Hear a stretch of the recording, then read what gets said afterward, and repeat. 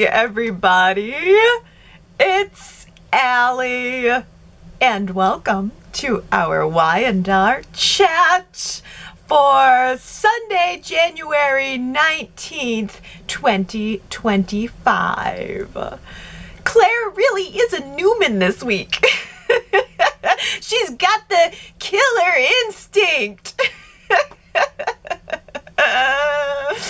Her fast thinking and cutthroat attitude was really impressive, and I think just inducts her officially into the family. Yeah. I mean, she was steely and determined and conniving, and I loved it. I loved Claire this week. I feel like this turn of events deserves a very thorough exploration. So I'm going to start at the beginning of the week. Jordan decided to throw caution to the wind and go back to Crimson Lights. That's where she's decided she has to get her gross tea every day, right out in the open where anyone could see her. And this time, Claire saw the wig and knew instinctively that it was her aunt. Now, Jordan tried running out the door, running to the lookout point, but Claire chased her down, called her out by name, said, "Jordan!" And rather than hiding it, Jordan revealed herself. And it was so good. And you could tell that Jordan was expecting Claire to be afraid, to be intimidated by her. And it's almost like she wanted that. That's the response that she was expecting. But Claire was just right on top of her game immediately without missing a beat.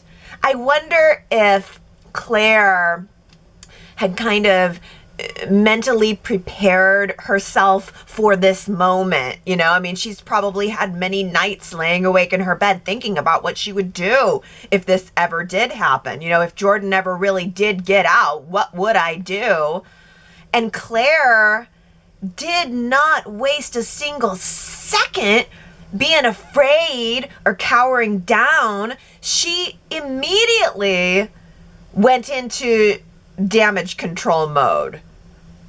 She immediately knew that she had to convince Jordan that she was on her side, that she had come to all the same conclusions about the Newman family that Jordan did all those years ago. The Newmans are selfish. They are evil. They never really will truly accept me. You were right all along, Aunt Jordan. You were right. I mean, Claire told Jordan absolutely everything she wanted to hear. And Jordan lapped it up like it was half and half. And the response was so unexpected. I mean, in Jordan's own sick and twisted way, she loves Claire. She has missed Claire. She raised Claire. And so hearing that the girl that she raised almost as a daughter had become just like her, that she had come to all the same conclusions as her, well, it was just music to Jordan's ears. And Claire played the symphony perfectly. I mean, it was so good that there was a part of me that was almost hoping it was true. The way Claire turned and was so methodical, I thought, ooh, this is so good. I almost wish this is really who she is. It was a fun turn turn on the character after so many weeks of, oh, perfect Claire, oh, isn't she perfect? Here we're seeing the angel has dirty wings. Or is capable of having them anyway. So Claire runs back to the Newman compound to tell Nikki and Victoria. Claire says, I have something to tell you. It's big. But before I tell you, you have to swear to secrecy. You have to promise that you won't tell anyone so that the two parts of this plot don't match up too quickly. Oh, we cannot have Victor finding out that Jordan is out of prison and working with Ian Ward before the boys have a chance to put together their part of the puzzle. No, this needs to happen in two parts and they must be separate. Because even though in the preview, Victor is totally overhearing the ladies, and I'm sure he will undoubtedly save the day after their plan all goes wrong, but I'm getting ahead of myself.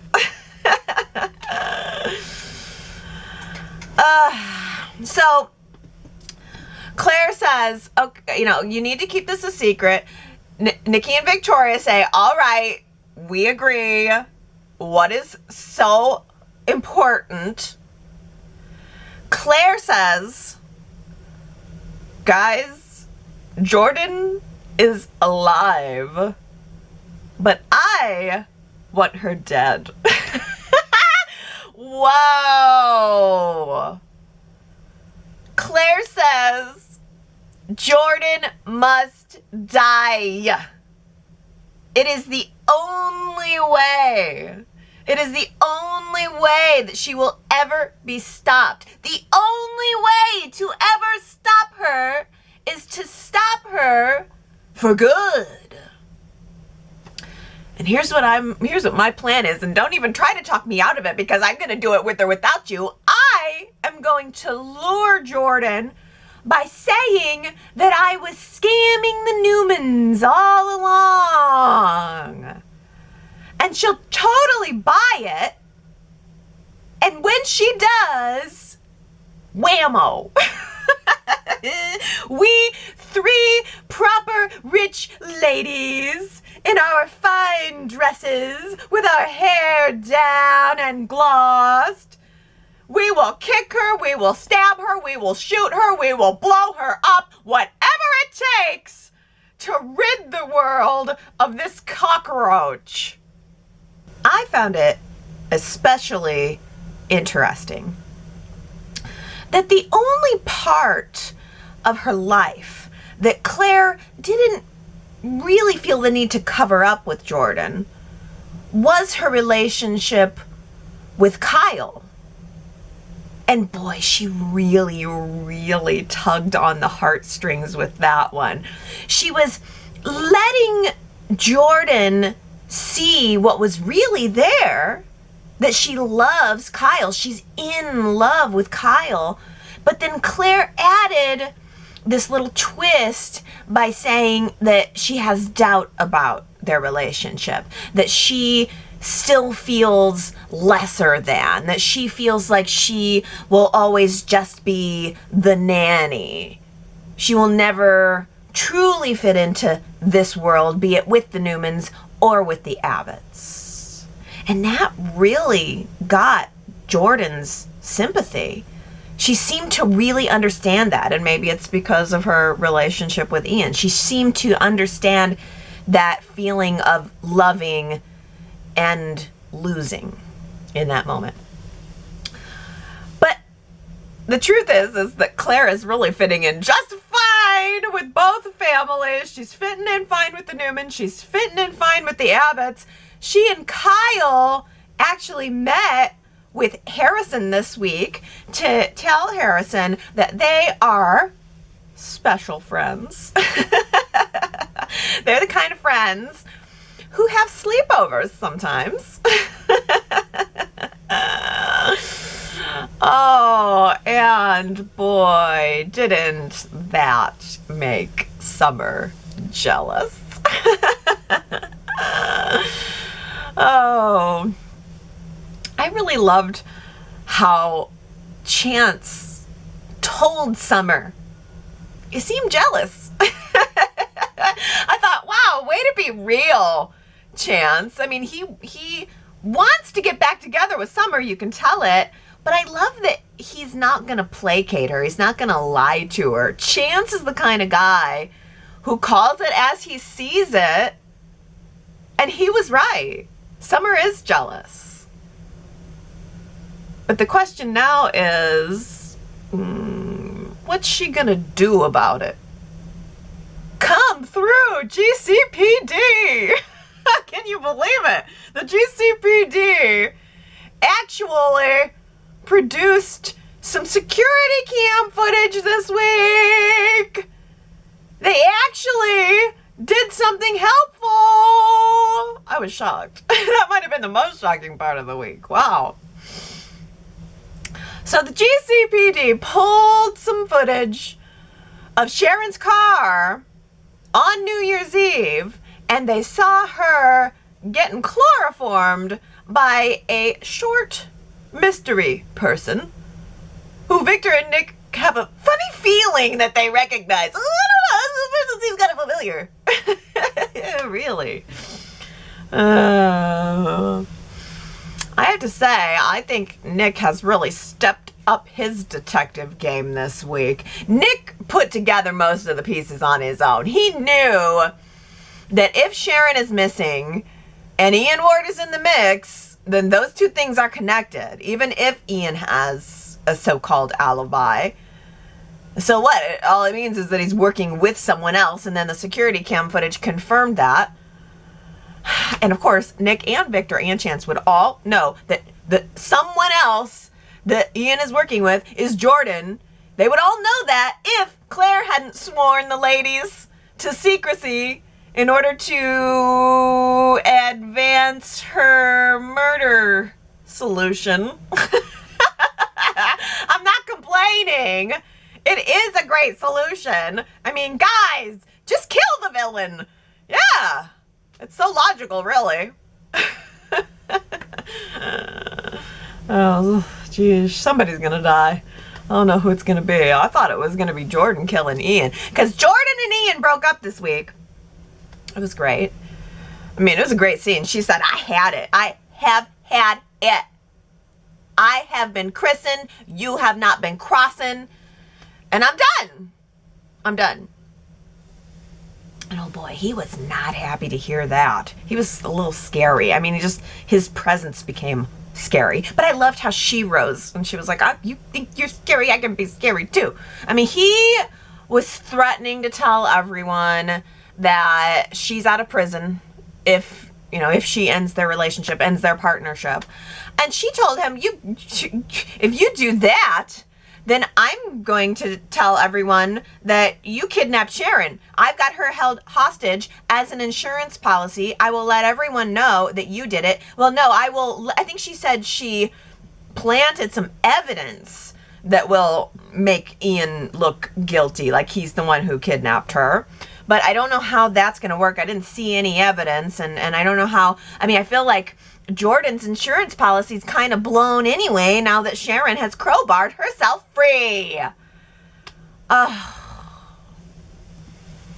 she's not free. I mean, that's the thing. All this work to get free, and she's not free. On Friday, Sharon realized that the water she had been given was actually spiked with PCP again, that she had been drugged with PCP again. She was effectively drugging herself with PCP in order to stay alive.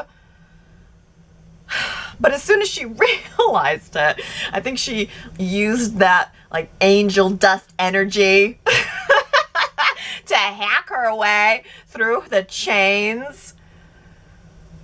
But then as soon as she stood up, she passed out. I mean, dang. Ain't that always the way? You break out of the chains, and it's the PCP that gets you. Right there, that is so relatable. I can't even tell you how many times I have been in that exact same position. Chelsea is moving to the ranch, but she is absolutely not, under any circumstances, ever going to hook back up with Adam. Okay, we'll see. I give it 3 weeks.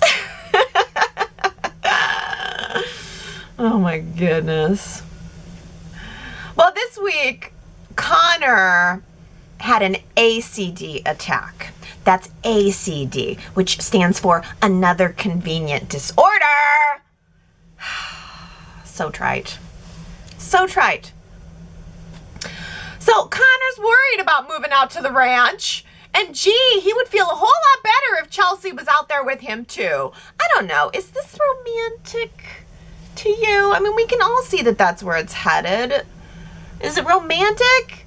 Adam and Chelsea living together for the sake of their son, and of course, slowly falling back in love. I don't know. It feels a little lackluster to me. It feels like yet another relationship born of convenience. I don't know. It's not very much to get excited about. It doesn't feel very, soapy. Yeah. And I feel like the same can be said for Billy and Sally. They're fine, but they feel convenient. And that's also not very exciting, not very soapy. Honestly, the most exciting couple was Adam and Sally, and they just never got off the ground before they just ran out of steam. And it's a shame, but at the same time, I also do not need at all to see any more scenes of Adam apologizing to Sally and Chelsea apologizing to Billy. They broke up months ago. They all had resolution on their relationships a while ago, so I don't know why we're still in scenes talking about it. Like, it's time to move on. I'm over it. I'm over it, so they should be over it. I'm sorry, but what I think would really be interesting is if we could get some new love triangles going. If we're taking Chelsea to the ranch, we gotta bring Chloe in there for some friendship and business meetings, and we gotta get some kind of shocking drama. And I think it would be incredibly shocking if Chloe found herself having some feelings for Adam after all of these years of hating him and telling Chelsea to stay away from him. If Chloe fell in love with Adam and Adam started looking at Chloe in a different way, it would be like rocking the foundation of those characters, of the story, of the show. I think that would be compelling. And the other suggestion that I really liked, I can't remember who brought it up, but I just think, boy, wouldn't it be really interesting if we could bring on Wyatt from Bold and the Beautiful to give Billy a run for his money when it comes to Sally. I have come to kind of dread Billy's scenes lately, and I hate to say that. I feel bad saying that, but it's true. Jill sold Chancellor in mid-November. It's now mid-January. It's been 2 months, and Billy is still walking around talking about revenge. And yet, he has done absolutely nothing to make it happen. Not a single thing.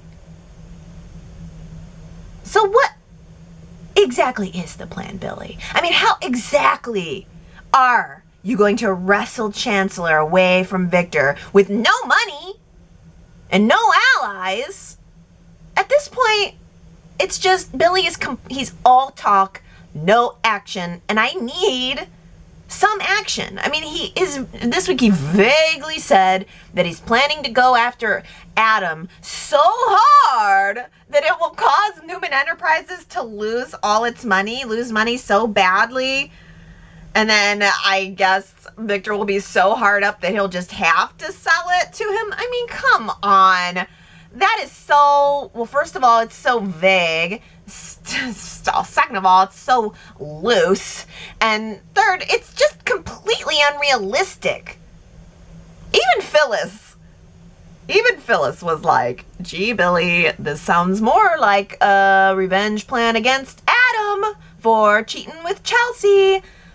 This sounds like it's a revenge for the Chelsea thing more than it is a viable takeover plan.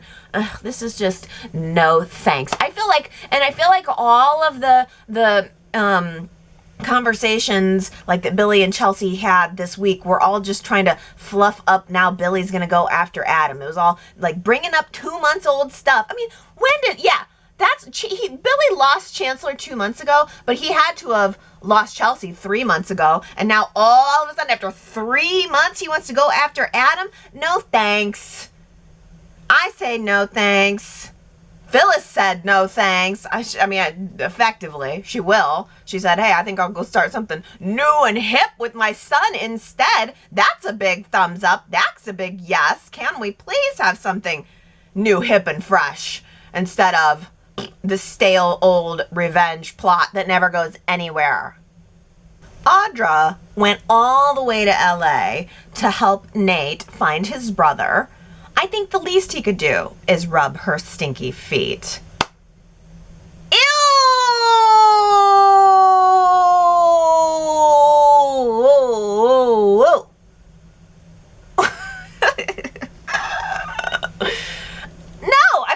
A great potential romantic moment, and then Nate ruined it by saying that her feet were stinky. Ugh, boo, revolting. Like, just shut up, give the woman a foot rub and let the rest go. How rude.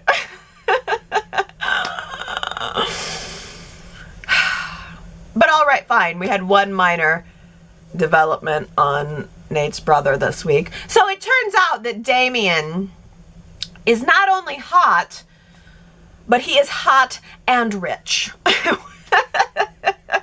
Well, yeah, duh.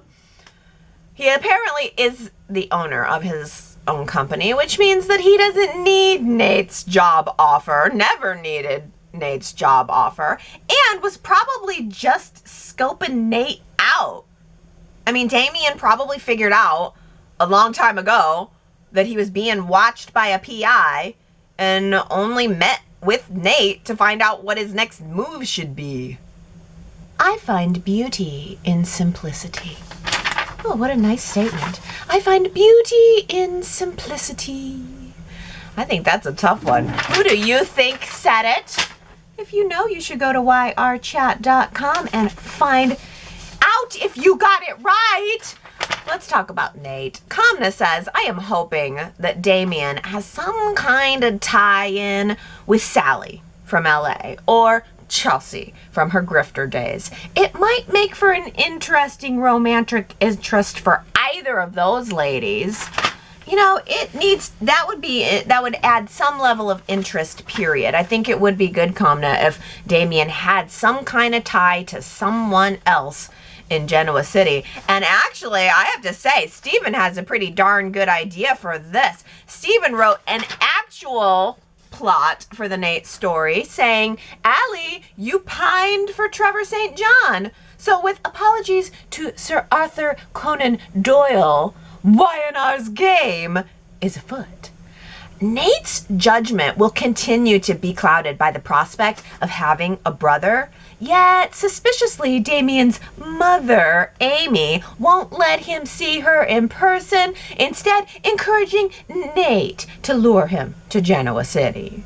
Today it's revealed you are correct in ascertaining that Damien is the mysterious owner of his own conglomerate, but where did young Damien get the money? Family would be my hypothesis. Not Amy, who he may never have met, but his father. Back in California, Audra savvily bribed the bussers to clear the glasses into her satchel. With DNA testing underway, Audra will be the first to know that Damien is unrelated to Nate. Will she provide Nate with the disappointing revelation or use it in a corporate power play with Damien, corporate being very intimate?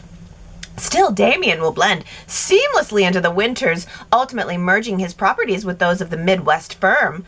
Wisconsin may be cold in the winter, but with brutal mosquitoes in the summer. But he, as will shortly be revealed, is verily Devon's brother.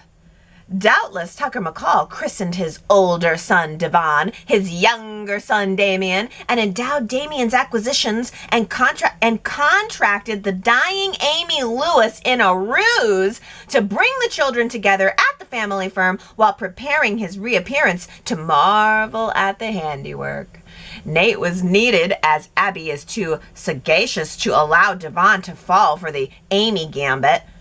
And finally, Ashley's yearning for a touch of Tucker will yield an unexpected bonus. All quite elementary, my dear Allie.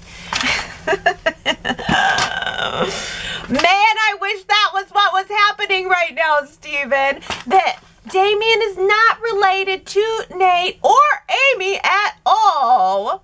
That it's all Tucker McCall behind the scenes, and that it will turn out that Damien is actually Tucker's son, making him Devon's brother. Ooh, that would be good. I like it. Oh boy, well, Michelle says, if I could, I would nominate Cameron Grimes for an Emmy with Friday's cheerful performance. What Mariah is saying is wrong, though. Ian is not Mariah's fault for bringing him toward the Newmans. I'm sure he would have targeted Nikki anyway. Yes.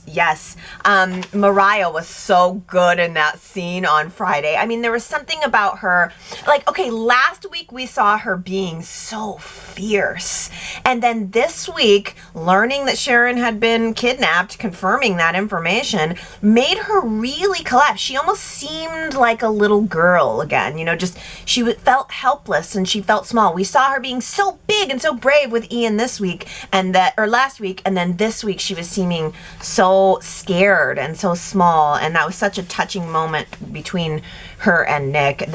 It's interesting too that she felt comfortable being so vulnerable. Vulnerable is the word I'm looking for. Vulnerable with Nick. And Tanya says Nick and Mariah's scene was really good, and the fact that they had Nick and Cassie Mariah, actress, made it even more special.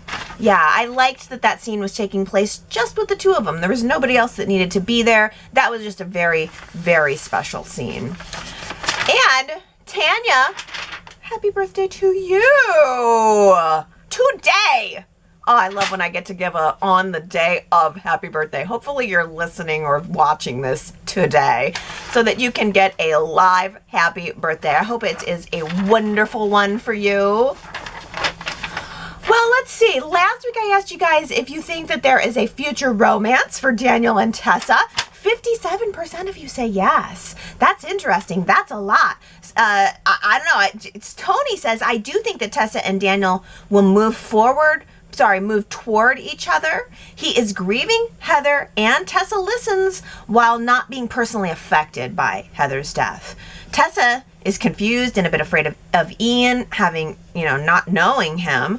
Mariah will not be available for Tessa's support. She won't listen to Tessa's feelings because she's consumed with her own hatred of Ian. The details of their relationship she apparently didn't share with Tessa, who has said, I didn't know. Yeah, that is interesting. Like, Mariah maybe didn't disclose the whole story, or maybe she didn't want to talk about this painful time in her life with Tessa, and it seems like now Mariah's attitude is, he's bad, there's nothing else that needs to be discussed, Stay away from him. No, no, no. Whereas Tessa seems to be struggling with some feelings. She doesn't know that the saving of her life was a complete and total ruse. And Daniel does seem to be somebody who she feels like she can talk to. He's more neutral. And likewise, Tessa's more neutral on the events that have happened in his life. Sue W. says, though, I think there will not be a future romance, but I'd like to see it happen for some soapy drama. Yeah, I don't know. I wonder. I mean, it would be interesting if Y&R went in that direction. I'm not sure either if I think they will, though. Well, hey, Russell says Claire and Jordan's scenes were incredible. That was the best acting that we have seen from Jordan. She's usually over the top, campy evil. But today, she was vulnerable, hurt, and rejected. She had hope in her very teary eyes when Claire was saying all the things that she prayed for. I have to believe that Claire is playing along to lower Jordan's defense and find out her intentions, but she was very convincing. This episode was great and it moved the story along. Oh yes, Russell, I love that you mentioned that because I mean it's very obvious to see the character turn on Claire and to focus on what she did to move the story along. But Jordan was totally different in that scene. We don't see her letting her guard down, but Claire is Jordan's Achilles heel. And I think we were meant to see that so that it fuels Claire's belief that Jordan will be lured, that she can trick Jordan. I think Claire knows that she's Jordan's Achilles heel, but it was really interesting to see Colleen Camp giving that very emotional and raw and human performance. I mean, Jordan is so larger than life that she's almost beyond human. She's a character, but in that moment, Colleen Camp really brought that character right down to the human level with those tears, and it was a very incredibly powerful scene. Victoria says, what a sinister effect to have a clock chiming in the first scenes with Nikki, Victoria, and Claire, and then to hear the same chimes as Sharon begins to pass out from her PCP-laced water, foiling her escape. Did these things happen at the same time, or is Sharon's failure foreshadowing Nikki, Victoria, and Claire's attempt to silence Jordan forever? This is why I love Y&R Chat, Victoria, because that clock chiming, that's probably something that we all felt. Because I think it chimed maybe over the intro credits and then it chimed again at the end. But it was so noticeable because it was just sound. It was after the screen had changed from the scene and it was just the sound of that clock, donging or whatever. And certainly the clock chiming says to me, somebody's time is up. Somebody's gonna die. Thank you for mentioning that, Victoria. Well, Sharon W. says, great acting from Claire as the newest Newman woman, and great acting between Nikki, Victoria, and Claire as grandmother, mother, and granddaughter, fervently planning how to deal with the villain, Aunt Jordan. The dialogue and interaction between the three of them was quite believable, and as seen in the previews, however, Victor may be on to them. This actually makes the story better since Victor seemed happy to let Jordan rot for a few years in his dungeon. He will probably be happy to tag along with the women in his family to offer his input on a step-by-step plan for Jordan's destruction. Oh, so you think that Victor coming in on the plan means that he will stop them before they go through with it, or he will go along with them and offer his advice? I guess I saw it as, I bet Victor will observe the whole thing going down, and then whenever it does go down, things will get hairy and it'll seem like the women are about to make a mistake or not going to get away with it, or something will go wrong and Jordan will flip the tables on him and then Victor rides in for the rescue. Well, Robin says, Claire suggesting murder.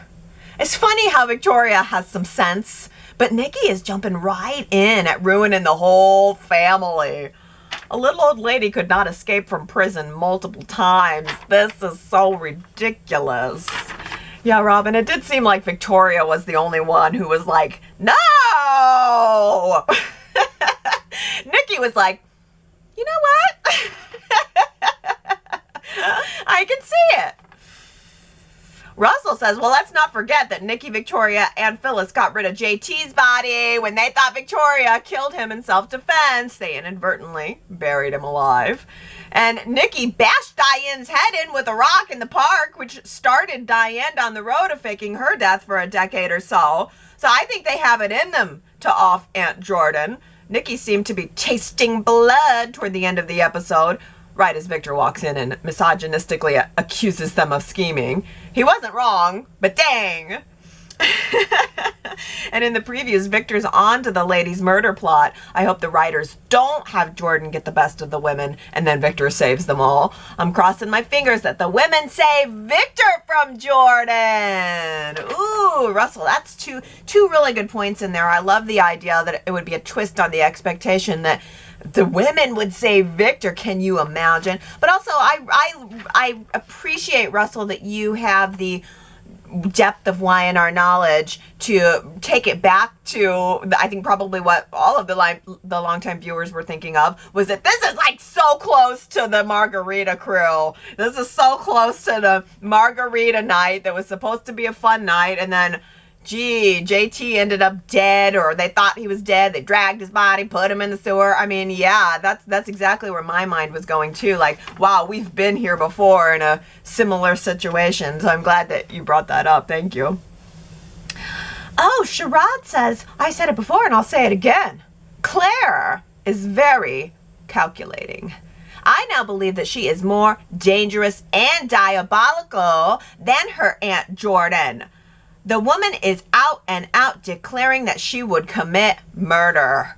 I have no problem with killing someone if there is an immediate threat to you at the moment, but this is not what's happening here. Claire is not a stable person. Yeah, I know, right? It is bizarre. It's like, okay, killing in self-defense, maybe being prepared for that. Yeah, but she's out and out plotting a murder. Dang. Yeah, not a stable person, but a soapy person nonetheless. Naomi says, so apparently it's just too much trouble to let the authorities know to throw out a dragnet and bring Jordan in. The thought that Claire's solution to Jordan's problem is that it's cold-blooded murder is disturbing. Where are the writers going with this? Yeah, it is so weird. It took an incredibly dark turn coming from the character who we have been saying is just saccharine, so saccharine for weeks and weeks and weeks. I think Y&R definitely was turning that on our expectations on purpose. Well, Daisy says, I thought Jordan was hallucinating when she was speaking to Claire. I was surprised that Claire followed her and didn't call the police. And when she was speaking to Nikki and Victoria about killing Jordan, I thought it was extreme. And it didn't seem like something she'd do. So I wonder if Claire is helping Jordan so that Nikki and Victoria will be arrested for attempted murder. And in doing that, it'll be shown that these women had set up Jordan and she's innocent of the crimes she was convicted of. No matter what she did to her, maybe Claire still sees Jordan as her family and will always try to help her, even if it means her mother and grandmother will be hurt, either in the courts or by Jordan's hands. Oh, really? So you think that Claire is like, it almost seems like she's turning on Jordan, but you think the truth is that she's turning on the Newmans. Ooh. Well, Robin says, I never liked Claire. I hope Summer teaches her a lesson by getting Kyle back. I mean, would he want his son around a murderess? You know, maybe that adds a little bit of context to that scene where Claire was talking to Jordan about Kyle. Maybe there was something in her that she was drawing upon a sadness of knowing what she had to do, and that she was willing to sacrifice herself to get rid of Jordan, and that would mean potentially sacrificing her relationship with Kyle. I mean, that is if everything that Claire is saying is true. Well, Sharon, Gary says, oh my goodness gracious me. The strength of Sharon on PCP has freed her. I mean, yeah, I think that if she was on PCP, it gave her like the drug energy to at least, even if she didn't kill Heather, drag her down the stairs and hoist her up and toss her into the river. So certainly with the power of PCP, she could get through those chains with a crowbar. Sharon W says, I'm concerned that Sharon hasn't been able to go to the bathroom for 2 weeks. At least in Aunt Jordan's dungeon, Victor did leave her some toilet paper. Yes. In Victor's little cage, Jordan had a toilet. Sharon's got nothing. I mean, she can't really even go that far. Hopefully she was, she's definitely just peed on herself for sure. That adds a new context that I didn't think of. You know, and all of this was sort of meant to make it look like Phyllis was the one who kidnapped Sharon. Is that still going to be in play? Is Sharon going to escape and Phyllis is going to be a suspect? I don't know. Well, Naomi says, we should know that Billy is riding on the crazy train by how worried Phyllis is. Billy is a tragedy waiting to happen. Declaring emancipation from Jill, blocking all things Newman, find some employment and a hobby, and voila, Billy could be a more interesting character. Yeah, you know, I think Billy lost me when he declared emancipation from Jack. He said he didn't want to be part of Jack's family anymore. And I think when that happened, I was like, I'm over this. I'm over this. Jack won't help you with your revenge plot. And so you don't want to be his brother anymore. You don't want to be part of the family anymore. That was a little too much for me. Gary says, I would just ask the question, within his own intellect and self-shrinking, hasn't Billy already learned this lesson a dozen times over? That plotting, scheming, and seeking revenge always took him to the darkest places where he has long decided he doesn't want to go. So what is it with this twisted character? Same old, same old. Didn't the Joker once have a head trip radio program with the objective of bringing callers into the light? Billy is a fraud to himself. Ooh, yeah, you know, that's a good question too. It's like, hasn't he learned this lesson a million times, a million ways? Can we come up with something else? Is it just me? Let's make that our poll question for the week. Let's do a Billy Abbott approval rating at yrchat.com. Are you rooting for Billy to get this plan going, or are you wishing that he would just give up the ghost? Well, final comment comes from Connie, who says, wardrobe redemption this week. The winter dresses and coats were beautiful and a welcomed fashion choice for our women characters. Claire's dress, boots, and matching coat was one of my favorites. Chelsea also looked good in her dress and coat. Mariah wore a pretty sweater that had bling. Phyllis looked good in the rushed brown dress, and her hair color looks more blonde than red. I am enjoying the winter ensembles. Oh yes, Connie. I mean, Claire in the red dress with the red coat. I mean, it's like, you know, there was the perfect choice for her Bloody Mary moment. You know, yes, put her in this red dress with the cutouts, and it's yes, it was very right. It definitely had a murderess vibe. Like, they styled her correctly. I was also noticing that Victoria looked really beautiful in those scenes. She had sort of like a painted, maybe it's called a tunic, maybe that's a tunic, but the print on it was really pretty and really striking, like it was an oil painting. Kind of reminded me of the days when Victoria was an artist in Italy and had a gallery. And I thought Victoria's hair looked beautiful. Chelsea's hair is always so beautiful and so silky and shiny looking.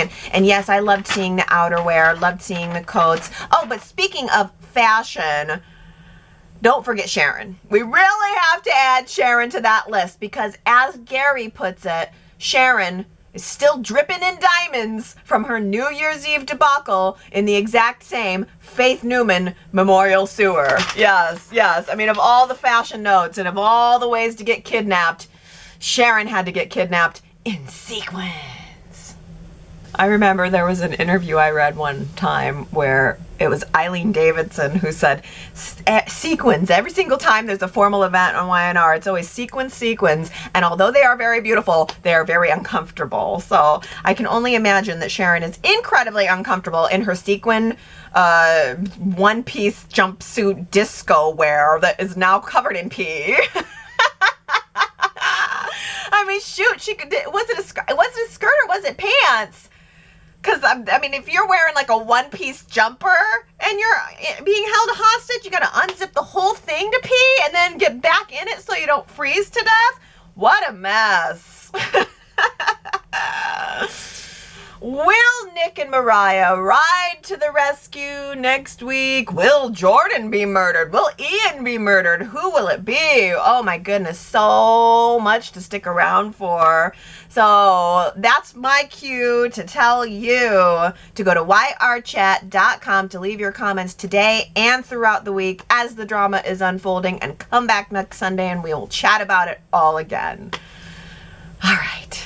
Well, I love you guys, and I hope you have a really good week. Bye.